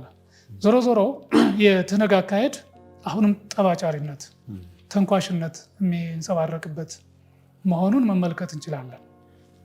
ይሄን ሁኔታ በእርግጥ የትግራይ ተወላጅ የሚያዘጋጇቸው ማህበራዊ ሚዲያው ላይ ንቁ ተሳታፊ የሆኑ የዩቱበሮችም ጭምር አክቲቪስቶችም ጭምር ፖለቲከኞችም ጭምር ልክ እንዳልሆነ ሲያወግዙት ሰምተናል። በተለይ በዚህ ረገድ ለምሳሌ ቴዲ ሪዮት ሚዲያ እና እሱ እንግዳ አድርጎ የሚያቀርባቸው ለምሳሌ አንዱ አሉላ ሰለሞን ጠንከር ብለው ሲተቹ የነበረበት ይሄ መግለጫን አጠቃላይ የህወሓትን ማካሄድ ልክ እንዳልሆነ የተቹበት እና እኛ ከምንገልጸው በላይ የተነግን እውነተኛ ባህሪ ያጋለጡበት ሁኔታ እንዳለ ማየት ይቻላል። ሌላው ትነግ ጋር ተያይዞ ከኤርትራ ጋር የጀመሩትን ግንኙነት የትግራይ የህወሓት ደጋፊ የሆኑ የማህበራዊ ሚዲያ ሰዎች አንቂዎች እየጻፉት እንደሆነ ማየት ይቻላል። ትግራይ በኤርትራ በኩል መውጫ እንድታገኝ ሊፈቀድ ነው፣ ከኤርትራ አመራሮች ጋር ግንኙነት አለ፣ ሰው በዛ መልክ በጋራ ለመስራት የብልጽግና የሚመራው መንግስት ለማስወገድ ዶክተር አብይን አስተዳደር ለመገዳደር እንሰራለን የሚል አብረው ለመስራት የተዘጋጁ መሆኑን የሚያሳዩ መረጃዎች እየወጡ ናቸው። ይህንም እነሱ ጭምር እያጋለጡ እንደሆነ አይተናል። ከዛ ባሻገር ያው መግለጫ ሰሞኑን መግለጫ በመግለጫ ነው የሆኑት። ከወልቃይት ጠገዴ ሰቲት ሁመራ እንቅስቃሴ ጋር ተያይዞ መግለጫ ያወጣሉ በየቀኑ ማለት ትችላለህ። ኦልሞስት የአማራ ክልል ደግሞ የሚሰራውን ስራ ያው ለህዝብ እንዲያውቀው እያደረገ ነው፣ ዓለም ሀገር እንዲያውቀው ጥረት እያደረገ ነው። ያን ተከትለው ነው መግለጫ እያወጡ ያሉት። እነ ኮሎኔል ደመቀ ዘውዱ ስራቸው ነው እየሰሩ ያሉት። ምክንያቱም አካባቢያቸውን እያስተዳደሩ ነው፣ አካባቢያቸውን እየመሩ ነው። የአካባቢያቸውን ደህንነት መጠበቅ አለባቸው። ሌላ ነገር ውስጥ አንገባ፣ ግን ወራሪ ኃይል ከመጣ እንመክታለን እያሉ ነው። በእርግጥም የትነግ ታጣቂዎች ያን አካባቢ ለመውረር ከዛም አልፈው ወደ ሌላኛው አማራ አካባቢ ለመስፋፋት ፍላጎት እንዳላቸው በፖለቲከኞቻቸው በኩል እኮ እየገለጹ ነው አይደል? የሳልሳይ ወያኔ የውጭ ግንኙነት ኃላፊ በሰጠው ቃለ መጠይቅ እኮ ምን ሲል ነበረ? እስከ ጎንደር ከተማ አጠገብ ድረስ የትግራይ ግዛት ነበረ፣ እስከሱ ድረስ እንጠይቃለን ነው አይደል ያለን። ይሄ ማለት ምን ማለት ነው? ብዙዎቹ እነሱ እየተስማሙበት ነው ማለት ነው የትግራይ ልሂቃን። አንዳንዶቹን ስም ጭምር ጠቅሶ የሄደበት ሁኔታ አለ። ግን ትግራይ ውስጥ ለምሳሌ ደቡባዊ ትግራይ የሚሉት እነሱ ውስጥ እኮ የኦሮምኛ ስያሜ ያላቸው አካባቢዎች አሉ፣ የአማርኛ ስያሜ ያላቸው አካባቢዎች አሉ። እና እሱን የአማራ ነው ብሎ የኦሮሞ ነው ብሎ መጠየቅ ተገቢ ነው የሚሆነው? የሰው ልጅ ግንኙነቱ በጣም ሰፊ ነው። በተለይ በጎረቤት አካባቢ የአማራና የትግራይ ህዝብ በጣም የተሰባጠረ አብሮ የሚኖር ነው። ተንቤን ውስጥ አገውኛ ስያሜ ያላቸው አካባቢዎች ሰዎች አሉ። እነዚህ ስለዚህ አገው ናቸው እና ወደ አገው መምጣት አለባቸው ብለን ብንጠይቅ ተገቢ ነው? ይሄን ማሰብ ይጠይቃል። አንተ ስታነሳ ሌላውም ሊያነሳ የሚችለው ነገር እንዳለ አለማሰብ አንዳንዴ በጣም ሞኝነት እና በእርግጥም ፖለቲካው ተረድቷቸዋል ወይ፣ ሊያመጣ የሚችለው ምላሽ ምንድን ነው የሚለውን ያገናዝባሉ ወይ ነው በስሜት የሚነዱ አይነት ናቸው የትግራይ ፖለቲከኞች የሚል ጥያቄ እንድታነሳ ያደርግሃል። ሌላው እነሱ ጋር ያለው የታሪክ ሽሚያ የፖለቲካ ስልጣን ወዳድነታቸው በጣም ከሚገባው በላይ እንትን የሚያደርጉት ከንጉስ አይደለም ከራስ ሚካኤል ስሁል ጀምሮ የነበረው ሁኔታ ማየት ትችላለህ። ያኔ የነበረው አውራጃዎች ሽኩቻ በጣም ጠንካራ ነበር። በኋላ በዚህ አሁን አማራ ክልል የሚባለው አካባቢዎች የነበሩ ኃይሎች ተባብረው ወደ ትግራይ ያባረሩበት ሁኔታ እንዲሸነፍ ያደረጉበት ሁኔታ እንዳለ ታሪክ ይነግረናል። ከዛ ቀጥሎ በ100 ዓመት ልዩነት ደግሞ የአፄ ዮሐንስ ህልፈትን ተከትሎ እሳቸው መስዋዕትነት ሲከፍሉ ጦር ግንባር ላይ የተረፉት የትግራይ መኳንንትና መሳፍንት አልጋ ወራሹን እንዳይነግስ ለማድረግ የነበራቸው ሽኩቻ የሚገርም ነበር። አልጋ ወራሻቸው ራስ መንገሻ ዮሐንስ ነበሩ። እሳቸው እንዳይነግሱ እኔም ይገባኛል እኔስ ለምን የሚል ሽኩቻ ፈጥረው የትግራይ አውራጃዎች በየአውራጃው የነበሩ መሳፍንት መኳንንት እርስ በርስ ተፋጠው ግጭት ሁሉ ደርሶ ራስ መንገሻም እንዳይነግሱ አድርገው ከዛ በኋላ ተዘጋጅተው የነበሩት የሸዋው ንጉስ ሚካኤል ንጉሠ ነገሥት ኢትዮጵያ ብለው አዲስ አበባ ላይ ሆነው ያወጁበት ሁኔታ ተፈጠረ። ከዛ በኋላ ምንም ማንም ተቀባይነት እንደማይኖራቸው ያረጋገጡበት ሁኔታ አለ። አሁን ያኔ ራሳቸው በፈጠሩት ስህተት ራሳቸው በፈጸሙት እርስ በርስ የመዋጋት የመወነጃጀል ወንጀል ምኒልክን ሲከሱ ትሰማለህ። ምን ያህል ያልበሰሉ ታሪክን በደንብ የማያገናዝቡ የማያውቁ ፖለቲከኞች ትግራይ ውስጥ እንዳሉ የምታየው ምኒልክና ሸዋን ህዝብ አጠቃላይ በከፍተኛ ሁኔታ የሚጠሉ አማራን በጠላትነት ፈርጀው ጨቋኟን አማራ ማህበራዊ እረፍት እንነሳታለን የሚል ፖለቲካ ማኒፌስቶ ይዘው ወደ ትግል የመጡ መሆናቸውን ትመለከታለህ። አሁንም እየሆነ ያለው ያን ነው። ታሪክ ራሱን ደገመ እንደሚባለው የራስ መንገሻ ስዩም የገጠመው ችግር ይመስለኛል አሁን ጌታቸው ረዳም የገጠመው ደብረጽዮንም እያካሄዱት ያሉት ነገር እርስ በርስ እንኳ ተስማምተው ትግራይን በአግባቡ መምራት ትግራይን በአግባቡ ማስተዳደር ያልቻሉ ቡድኖች ናቸው። እነዚህ ናቸው እንግዲህ ኢትዮጵያን እየመራን ነበር ሲሉ የምትሰማው። እነዚህ ናቸው ደርግን አስወግደን ይህን ህገ መንግስት አርቅቀን ስራ ላይ ያዋል የፌዴራል ስርዓቱ እዚህ ደረጃ እንዲደርስ ለጥፋት ለእርስ በርስ መበላላት በር የከፈተ ዜጎች በፊት ከነበራቸው መልካም ግንኙነት በተቃራኒ በብሔራቸው በሃይማኖታቸው በጠላትነት እንዲተያዩ ያደረገ ህገ መንግስትና ያደረገ አሰራር የፌዴራል ስርዓት ነው ስራ ላይ አውለው የነበሩት። እነሱ ሲሄዱ ምን እንደተፈጠረ አይተናል። ራሳቸው ላይም የደረሰውን እንኳ ጉዳት ያስከተለውን እልቂት ውድመት እንዴት መለስ ብለው መመዘን አይችሉም። በዚህ ችግር ባለበት ህገ መንግስት በዚህ ችግር ባለበት የፌዴራል አወቃቀር ምክንያት አለው እንደ የትግራይ ህዝብ ይህን ያለ ዋጋ የከፈለው እነሱ ባመጡት ጣጣ ይሄን እንኳ ማገናዘብ ያልቻሉ እንዲሁ መግለጫ ለማውጣት የማያፍሩ ስራ ፈቶች። ይሄ የስራ ፈት ስራ ነው። ምክንያቱም በየቀኑ መግለጫ ታወጣለህ። እንዴት አንዳንዱን አይተህ እንዳላየህ ከዚህ በፊትም እንዳልነው ሰምተህ እንዳልሰማህ ትተህ ዝም ለስራ ነሰለም ህዝቡ ጋር እዛ ያለው ደጋፊ አባልህ ጋር የተሻለ ስራ መስራት አይቻልም? መግለጫ በማውጣት የሚመጣ ጥቅም አለ? የሚፈራ ሰው አለ? እንደውም የባሰል ውስጥ እያስገባቸው እንደሆነ አያዩትም እንዴ? የአማራ ክልል መንግስትም ሆነ የወልቃይት ጠገዴ ሰቲት ሁመራ ዞን አስተዳደር እኮ በዚህ መልክ እንዲሁ ዝም ብሎ እንደዚህም አካሉን ብሎ እኮ እየቆመ አይደለም። እንደውም ይለይላችሁ ብሎ ተጨማሪ ስራ እየሰራ እሱንም ወደ መገናኛ ብዙሃን እያቀረበና ዓለም ይስማልኝ እያለ ነው።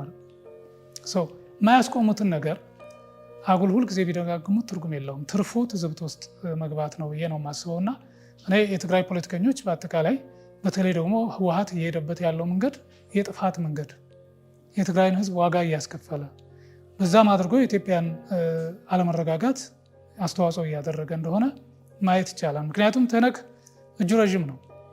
ከዚህ በፊት ስልጣን ላይ ያለ በነበረው አቅም፣ የገንዘብ አቅም፣ የመሳሪያ አቅም፣ የዲፕሎማሲ አቅም፣ ማህበራዊ ካፒታል ተጽዕኖ መፍጠር ይችላል። ችሏልም። በእርግጥ ከሌሎችም ግንኙነት ሊያደርግ ይችላል። አሁን ከመንግስት ተቃዋሚ ኃይሎችም ጋር፣ በሌሎች ክልሎች ከሚንቀሳቀሱ ታጣቂዎችም ጋር፣ ፖለቲከኞችም ጋር ግንኙነት ሊያደርግ ይችላል። ከኤርትራ ጋር ያው በይፋ እየተሰማ ነው ያለው። ከሱዳን ጋር ያለውን ግንኙነት አጠናክሮ ኢትዮጵያ ላይ ተጽዕኖ ለማሳደግ ጥረት ማድረጉ አይቀርም። የዚህ አይነቱን ኃይል በደንብ በቃ ሊባል የሚችልበት እድል ያለ ይመስለኛል። የፌዴራል መንግስት ከዚህ በላይ መታገስ አለበት ወይ? በህግም በሌሎችም አማራጮች ተው ረፍ ሊባል አይገባውም ወይ? ስርዓት ይዘህ በህግ መሰረት መንቀሳቀስ አለብህ። ከዚህ ውጭ ሆናለሁ ካልክ ህጋዊ እርምጃ እንወስዳለን ብሎ እኮ ማሳወቅ ማስጠንቀቅ ተገቢ ነው ብዬ አስባለሁ። እስከ መቼ ነው ዝም የሚባለው? የጊዜያዊ አስተዳደሩ አሁን ቃል ገብተው ፈርመው ነው አይደል የሄዱት ፕሬዚዳንቱ ጀነራል ታደሰ ወረደ። ይህን ነገር ስርዓት ማስያዘስ የለባቸውም ወይ? በክልሉ ውስጥ የሚገኙ የፖለቲካ ፓርቲዎች እኮ ህጋዊ ስርዓት ይዘው እንዲንቀሳቀሱ የማድረግ ኃላፊነት የክልሉ አስተዳደር ነው። ከፌዴራል መንግስት ብቻ አይደለም የሚጠበቀው። እዛም አካባቢ የሚታይ ክፍተት ያለ ይመስለኛል። ምናልባትም እንግዲህ የነጌታቸው ረዳም እንቅስቃሴ ስጋት፣ ፍርሃት ውስጥ የለቀቀባቸው ይመስለኛል። በእርግጥ ተፎካካሪ ሆኖ መውጣቱ በዚህ መልክ እንደውም ፓርቲ ለመመስረት መሞከራቸው እኛም ደስ ይለናል ብለው አቶ አማኑኤል አሰፋ በሰጡት ቃለመጠይቅ በዛ መልክ አልፈውታል። ግን ውስጣቸው እያረረ ነው። ደስተኛ ስለሆኑ ሳይሆን ከኛ እንኳን በዛው ለቀቁን፣ እኛም ህወሓት ነን፣ ስለዚህ ህወሓት በእኛ ነው መሆን ያለበት የሚለውን ስለተውላቸው ነው ደስ ያላቸው። ሌላ አዲስ ፓርቲም ይመሰርቱ ከሆነ ህወሓትን ክሌም አያደርጉብንም። ስለዚህ ያው ተፎካካሪ ነው የሚሆኑት። እንግዲህ በሂደት የሚታይ ነገር እናያለን አይነት ነው። አይ ቲንክ እነጌታቸውም ፈጥነው የተሻለ ነገር ቢፈጥሩና ጠንካራ ተፎካካሪ፣ ጠንካራ ተገዳዳሪ ሆነው ቢመጡ ህወሓትንም ልክ ሊያስገቡት የሚችልበት እድል ያለ ይመስለኛል። ህወሓትም እንግዲህ በቀሩት ቀናት መደራደር ያለበት ከብሔራዊ ምርጫ ቦርድ ጋር ነው፣ ከፌዴራል መንግስቱም ጋር ጭምር ነው።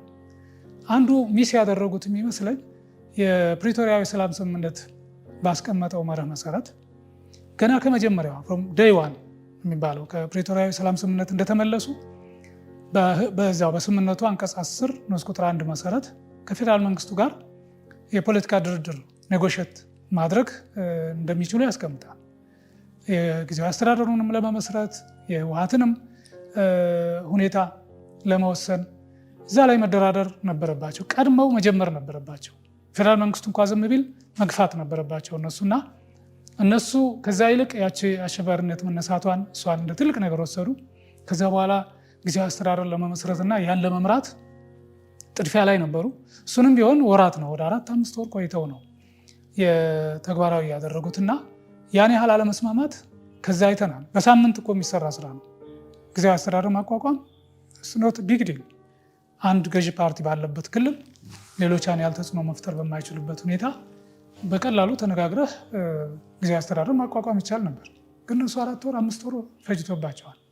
ከዛ በኋላ እንኳ ራሳቸው መርጠው ወደ ስልጣን ያመጡትን አቶ ጌታቸው ረዳን በተሾመ እኮ በሳምንቱ ነው የወነጀሉት። ክዶና ብለው ውስጥ ለውስጥ ለካድሬዎቻቸው ለአባሎቻቸው ጌታቸው ረዳን የሚወነጅል ቅስቀሳና ፕሮፓጋንዳ ነበር የሰሩት። ለዛም ነው ውጤታማ እንዳይሆን ያደረጉት ማለት ይቻላል። እና እስከ መቼ ነው የትግራይ ህዝብን ይህን ቡድን ተሸክሞ የደናቁርት ስብስብ ብለህ ልትገልጸው የምችል ምንም ከእንደዚህ አይነት መታበይ ያለፈ ያውን በባዶ ጉራ ላይ የተመሰረተ መታበይ ያለፈ በሰለጠነ መልኩ በተሻለ ዴሞክራሲያዊ እሳቤ የትግራይን ህዝብም ሌላውንም የኢትዮጵያ ህዝብ ሊያገለግል አብሮ ሊሰራ የሚችልበት ሁኔታ እየፈጠረ አይደለም። እንደምንም ብሎ የትግራይ ህዝብ በቃ ሊለው ይገባል። ከዛም አልፎ የፌዴራል መንግስትም ከትግራይ ህዝብ ጎን በመሰለፍ እስከ መቼ ነው በዚህ መልክ የምትቀጥለው የሚል መልእክት ማስተላለፍ ያለበት ይመስለኛል። መልካም ዶክተር፣ ምናልባት ከትግራይ ጋር በተያያዘ እንግዲህ ሰሞኑን እየሰማን ያለ ነው አንደኛው አጀንዳ በተለይ የትግራይ ልማት ማህበር ጋር በተያያዘ የሚነሱ ሀሳቦች ነበሩ። ከዚህ ቀደምም እርስዎ የተወሰነ ሀሳብ በተለይ ከጌታቸው ጋር በተያያዘ ያነሳን ይመስለኛል እና ከዚህ ጋር በተያያዘ እንግዲህ ፕሮግራሙን መሰረዙን እንዲሁም ደግሞ ምርጫ ለማድረግም እየተካሄደ ነበረ። ለዛም ሳይደርስ ነው ሁነቱ የተበላሸው እና ከዚህ ጋር በተያያዘ የተወሰነ ሀሳብ እናንሳና እንጨርስ የዛሬ ፕሮግራማችን። እውነት ነው። የትግራይ ልማት ማህበር ወይም ትልማ የሚሉት ጉባኤ አድርጎ ነበር መቀሌ ላይ የጠቅላላ ጉባኤውን አድርጎ ነበር። በዛ ጉባኤ ላይ የኢትዮጵያ ሲቪል ማህበራት ባለስልጣን ተወካዮችም ተገኝተው ነበር። ያው እነሱ መገኘት ስላለባቸው ሂደቱን መገምገም ስላለባቸው ተገኝተው የነበረው አካሄድና የስብሰባው አጠራር ችግር እንደነበረበት፣ ስለዚህ የጉባኤ መካሄድ እንደሌለበት አቅጣጫ ለማሳየት ሞክረው ነበር። ነገር ግን ዞሮ ዞሮ ብዙ ሰው መጥቷል መቀሌ ላይ ብዙ ነገር ዝግጅት ተደርጓል። ይሄ ህዝብ ተሳታፊዎች ተበትነው ሌላ ጊዜ እንደገና ወጭም ጊዜም ከሚባክን ዞሮ ዞሮ እቅድ ማጽደቅ ነው፣ አፈጻጸምን መገምገም ነው። ያን መሰረት አድርጎ አሁን ያለው የመጣው ኃይል ቢቀጥል ጉባኤው የሚል አማራጭ ሀሳብ ቀርቦ ኦኬ እሺ ቀጥሉ በሚል ተፈቅዶ የቀጠሉበት ሁኔታ አለ፣ ከነ ልዩነታቸው ማለት ነው። ይህ አንድ ነገር ሆኖ መጨረሻ ላይ ልዩነት የተፈጠረውና አለመግባባቱ በጣም ጎልቶ የወጣው የምርጫ ቦርድ ማነው የቦርድ አመራሮች ማህበሩ እንግዲህ በቦርድ አመራሮች ነው የሚመራው። የቦርድ አባላትን ለመምረጥ ወደ ምርጫ ስነስርዓትና ጥቆማ ወደ ምን ሲኬድ ግልጽ የሆነ የፖለቲካ ስራ ጎልቶ የታየበት ሁኔታ ነበር። አቶ ጌታቸው ረዳ ጉባኤው ሊካሄድ ሲል አንዱ ያወጡት መግለጫ ነበር። ትነግ የህዝብ ሀብትና አደረጃጀት የሆነውን የትግራይ ልማት ማህበር ለመቆጣጠር ጥረት እያደረገ ነው፣ ይሄ ልክ አይደለም፣ ተገቢ አይደለም የሚል አውግዘው ነበር። ሰው በተግባር የታየውም እዛ ጉባኤ ላይ የመጡት ካድሬዎች አመራሮች ጭምር ገብተው የቦርድ አመራርነቱን ለመያዝ ጥረት ያደረጉበት የተረባረቡበት ሁኔታ ሲፈጠር የባለስልጣኑ አመራሮች ያን እዛ ሊታዘቡ እና ጉባኤውን በአግባቡ እንዲሄድ ለማገዝ የሄዱት ሰዎች አዩ። ይሄ ነገር ልክ አይደለም፣ በዚህ መልክ ይሄ ማህበር ነው፣ የልማት የበጎ አድራጎት ማህበር ነው እንጂ የፖለቲካ እሳቤ ማራመጃ የፖለቲካ አመራሮች ስልጣን የሚይዙበት አይደለም መሆን ያለበት። ስለዚህ ትክክል አይደላችሁም፣ ከመርህ የወጣ አካሄድ ነው እና ታቆማላችሁ ቢላቸው ፍቃደኛ አልሆኑ። ያ ሽኩቻ ቀጥሎ ይህ ህወሓት እስከምን ድረስ እጁ ረዥም እንደሆነ የምታየው ይሄን ነው። እስከምን ያህል ስልጣን ወዳድ ለዘረፋ ሀብት የሚያገኝበትን አካባቢ የተመቸን አካባቢ እንደሚፈጥርና እሱ አካባቢ ላይ አነፍንፎ እንደሚይዝ መመልከት ትችላለህ። ከዚህ በፊት ታስታውስ ከሆነ ጥረትን ለመቆጣጠር ወይም ኢፈርት የሚሉት በእነሱ ያን ለመቆጣጠር ያላደረገው ጥረት የለም። የኢፈርት ዋና ስራ አስፈጻሚ አቶ በየነ ምክሩ ናቸው። ከጌታቸው ረዳ ጋር የቆሙ ሰው ናቸው። ነባር የህወሓት አመራር ናቸው። እሳቸውን አንስቶ የእሱን ደጋፊዎች ለማድረግ የቦርድ ስብሰባ ጠርቶ ሁሉ ህገወጥ የሆነ ከኃላፊነት የማንሳት ስራ ውሳኔ እስከ መወሰን ደርሰው እንደነበረ ይታወቃል። እንግዲህ ኢፈርት ቀደም ሲል ህወሓት እንደፈለገ ሲያደርገው የነበረ ድርጅት ቢሆንም በኋላ ተጠሪነቱ ለመንግስት ምክር ቤት ለትግራይ ክልል አስተዳደር እንዲሆን የተወሰነበት አጋጣሚ አለ። ስለዚህ መንግስት ነው ያን ነገር በአግባቡ መምራት ማስተዳደርና አመራርን መቀየር ያለበት። ህወሓት ግን አልፎ በቀጥታ እጁን የሚያስገባ ድርጅት እንደነበረ እዛም ላይ አይተን ነበር እና አሁን ደግሞ የትግራይ ልማት ማህበር ላይ የፈጠረው ችግር የባለስልጣን መስሪያ ቤቱን በእጅጉ ነው ያስገረመው። እንዴት እንደዛ ሊሆን ይችላል የሚል ሀሳብ ይዘው መጨረሻ ላይ መቶ ሪፖርት ካደረጉ በኋላ አንድ ያወጡት ደብዳቤ አለ፣ ወይም ለትግራይ ልማት ማህበር የላኩት ደብዳቤ አለ። እሱ ምንድነው የሚለው የተሄደበት መንገድ ልክ ስላልሆነ ስህተት ስለሆነ የተመረጡት የቦርድ አመራሮች ስራን እንዳይሰሩ፣ ነባሮቹ አመራሮች ስራቸውን እየሰሩ እንዲቆዩ፣ ምናልባትም ባለስልጣኑ ስብሰባ ጠርቶ የአመራር ምርጫውን እስከሚያካሄድ ድረስ አሁን በተሄደበት መንገድ የተመረጡት አመራሮች ስራ ቢገቡ እና እንመራለን ቢሉ በህግ የሚያስጠይቃቸው መሆኑን መልእክት አስተላልፏል፣ አሳውቋል። ነባሮቹ አመራሮች ደግሞ ቀጣይ ስብሰባ ተካሂዶ አመራር እስኪመረጥ ድረስ በህጋዊ መንገድ ስልጣን ላይ እንዲቀጥሉ ስራውን እንዲመሩ ማሳወቁን የገለጸ ደብዳቤ አሁን ማህበራዊ ሚዲያው ላይ እየተሰራጨ እንደሆነ እንደውም ከአበራ ንጉስ እንትን ላይ ፌስቡክ ገጽ ላይ ተለጥፎ አንብቤያለሁ። አበራ ንጉስ እንግዲህ እንደምታውቀው የትግራይ ባለስልጣናት የህወሓት ባለስልጣናት መከሰስ አለባቸው፣ በዘር ማጥፋት ወንጀል መከሰስ አለባቸው ብሎ ወደ 18 የሚሆኑ ባለስልጣናትን ከ60 በላይ የትግራይ ጊዜያዊ አስተዳደር አመራሮችን አስገድለዋል፣ ገለዋል፣ መጠየቅ አለባቸው ብሎ ጥቆማ ያቀረበ የህግ ባለሙያ ነው። ቀደም ሲል ደግሞ የጊዜያዊ አስተዳደሩ የፍትህ ቢሮ ኃላፊ እንደነበረ ይታወቃል። አሁን በጥብቅና ሙያ እየሰራ መሆኑም እንደዚሁ እስከ ቅርብ ጊዜ ድረስም ታስሮ ነበር፣ መሀል ላይ ታስሮ እንደነበረም ይታወቃል። እንዲህ አይነት በጽናት እየታገለ ያለ ህወሓት እየፈጸመ ያለውን ግፍና በደል በትግራይ ህዝብ ላይ እየፈጸመ ያለውን ህገወጥነት እሱን ተከታትሎ የሚያጋልጥ የህግ ባለሙያ ኃላፊነት የሚሰማው ትግራዊ መሆኑን ነው የታዘብኩት። ስለዚህ ህወሓት በሁሉም ነገር ልግባ ይላል፣ በሁሉም ቦታ ላይ ተገኝቶ ልፈትፍት ይላል። ይሄን የሚያስቆም ነገር መፈጠር አለበት ብዬ አስባለሁ። መልካም ዶክተር፣ እናመሰግናለን። እንግዲህ ህወሓትን በተመለከተ ይህን ጉዳይን በተመለከተ በቀጣይ እንግዲህ የሚመጡ በተለይም ደግሞ በትግራይ ልማት ማህበር ጋር በተያያዙ የሚነሱ ሀሳቦችም ካሉ ተመልሰን እናየዋለን። ለዛሬ አብረውን ስለነበሩ አመሰግናለሁ ዶክተር። አመሰግናለሁ።